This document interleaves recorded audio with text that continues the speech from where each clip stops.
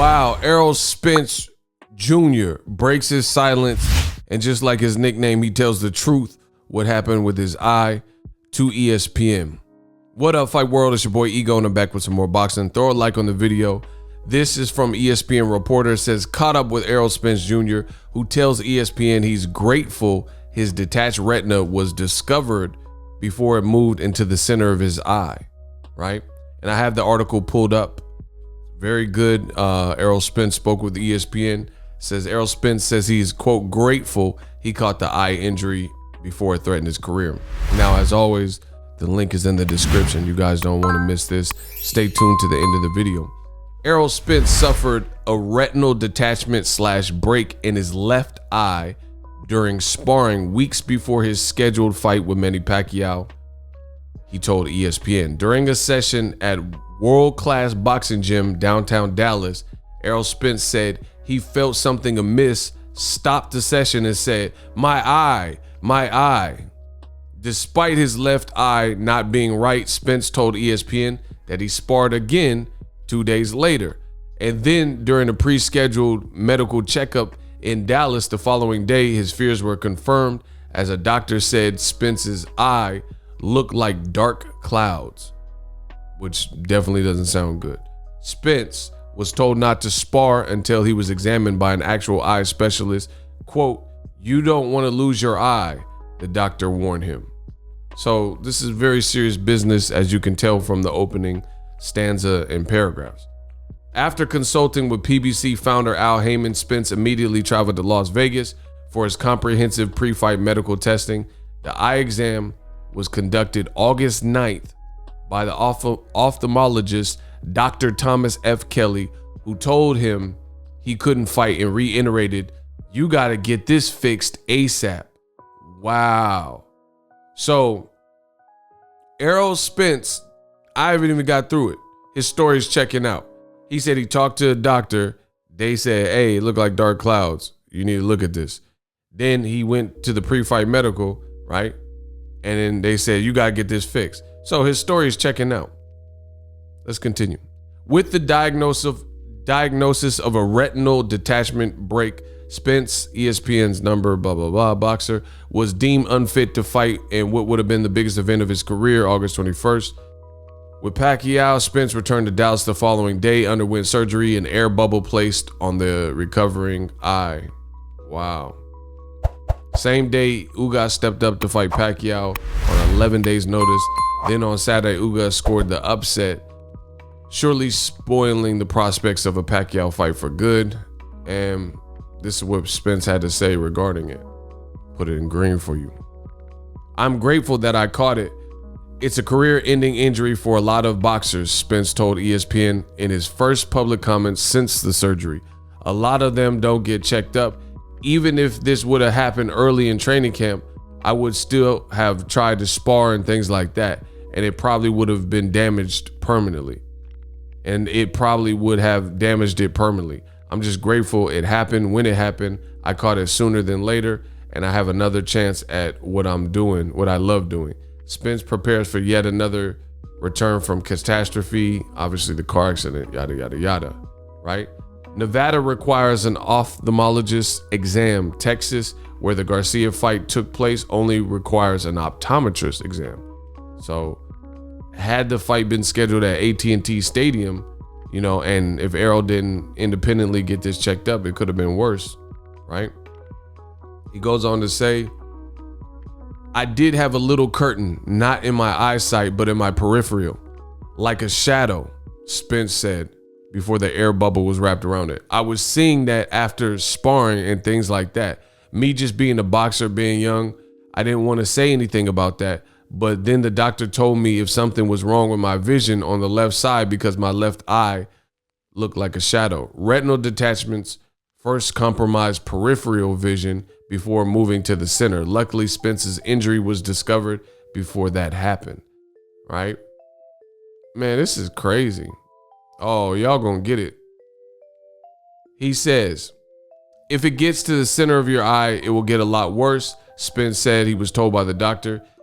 If you would have got hit or anything, it would have got way worse than this. So basically, he would be if he didn't get this taken care of, he'd be messed up because it would have only impacted his eye worse.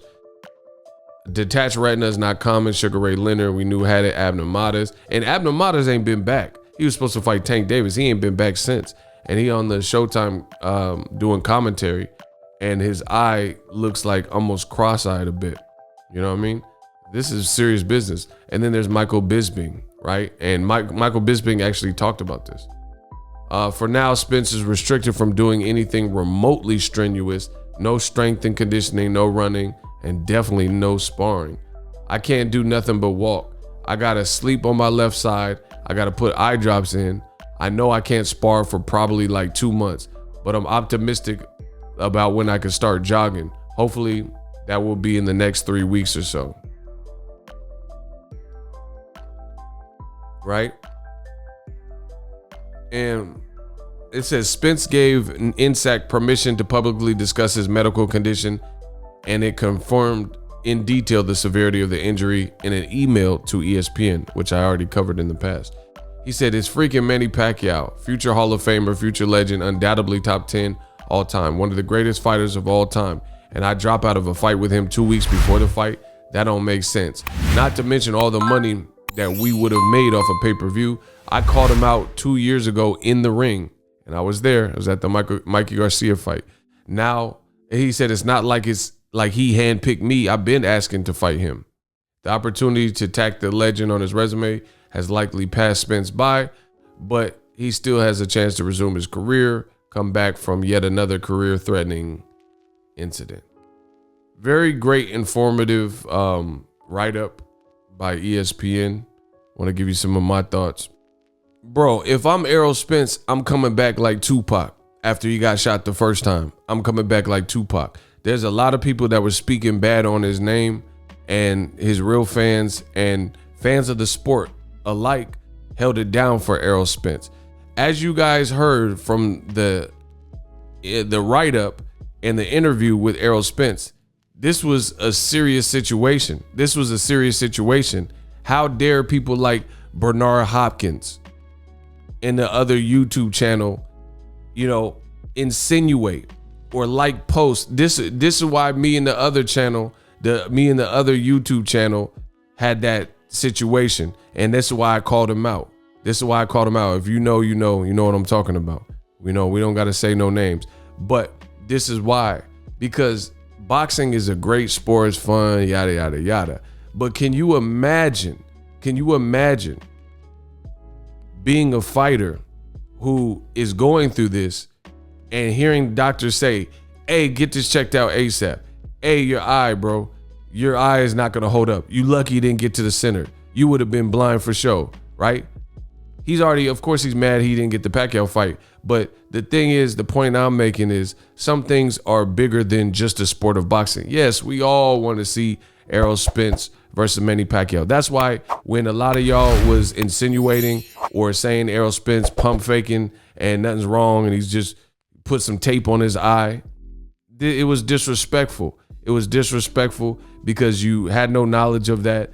There was nothing that would steer us in that direction. He called Pacquiao out. Why would he all of a sudden say, accept the fight, do these, rush hour face-offs and press conferences, do 101s, sit next to him, show him respect, all that to wait 11 days before the fight and say, oh, hey, I can't make it, and then put a patch on his eye, and then, according to old media, put the patch on the wrong eye, which was clearly just a front-facing camera versus a mirrored image from a selfie camera. It was just stupid. And I told you what I came to do in this game, and God willing, we're going to keep doing that. A lot of people look very bad right now. When you see ESPN, they the only one that I know publicly kind of talked to Errol Spence, and the article even said it was the first like real interview he's doing. So he gave him the exclusive, and you listen to the severity and how extreme the situation is, and you have people like Bernard Hopkins, and he was insinuating that an American champion. So imagine this, a black fighter from yesteryear insinuating that a current black fighter, right, like Errol Spence, has some in him. I don't want to say it for the copyright, or not copyright, I gotta censor myself sometimes. But anyway, you basically calling him an HOE. You saying that, oh, he didn't really want the Pacquiao and there's more to the story and all that stuff. Bernard Hopkins, this is the same person. This is the same individual who got fake tackled and he act like Bill Goldberg or, Ronnie Lott tackled him to the mat and couldn't continue. This is Bernard Hopkins. I'm not going to say nothing. He had a great career and all that, but it was wrong. Chad Dawson dropped you on the mat and then you was rolling around writhing in pain. You the one that got pushed or punched out the ring by Joe Smith Jr. after saying, I'll never lose to a white boy. And then the white boy punched you through the ropes and you fell and hit your head. And then you said he pushed you when it was clearly a punch in slow motion when they redid it and did the instant replay. You know what I'm saying? And then the other YouTube channel, we not done with you either. Bro, did you liking posts that is basically insinuating that Errol Spence is a coward and all that. So I don't take lightly to that because, again, there's some things in the family, love, life. Boxing's cool. I don't care about boxing. Listen, ain't nobody in a boxing game going to disrespect me. You know what I'm saying? Because this boxing stuff, that'll only take it so far. I'm a man before boxing. You know what I mean? And at the end of the day, I think a lot of people are, with old media and fans and stuff, you look miserable. And then they did all this to protect Pacquiao and build him up, and he ended up losing to the replacement opponent. So I'm glad Errol Spence got it taken care of. This is, a cautionary tale. This is a cautionary tale. When you feel something's awry or amiss, you got to get that looked at. Because Errol Spence, he even tweeted this. He said something like, I was always told to push through it and keep going. But sometimes you in life, you make one wrong decision and that could impact or change everything. Like, you know what I'm saying? This guy has a gun in his trunk and then you road rage or something. You know what I mean? Those singular the decisions that you make could impact your whole life, because you ran up on this guy's car because you had road rage and he had a gun on him, you know what I'm saying? Or you kept fighting and sparring and not checking it out when you seen spots and shadows and clouds and stuff like that. So, me, I'm a real person and I always try to humanize the sport of boxing because these guys are humans. They ain't no machines and video games. It's not you just build a new character, create a player. This is a man's life, a man with kids, a man with a mom, a dad, you know what I mean? People who look after him, fans he's embraced or friends or, you know what I mean? People who are pulling for him. And there's a lot of people who are just act here. It's disrespectful. And then Errol Spence, imagine him. You already hearing this very threatening, gut-wrenching news from doctors. And then you have fans saying you a duck and, you faked it and you Machiavelli, you faked this injury and all this stuff. And you see YouTube channels liking it and then asking you for interviews, right? You see Bernard Hopkins, a legend in the sport, and he's saying, oh man, I'll be the first to tell y'all there's more to it. All right.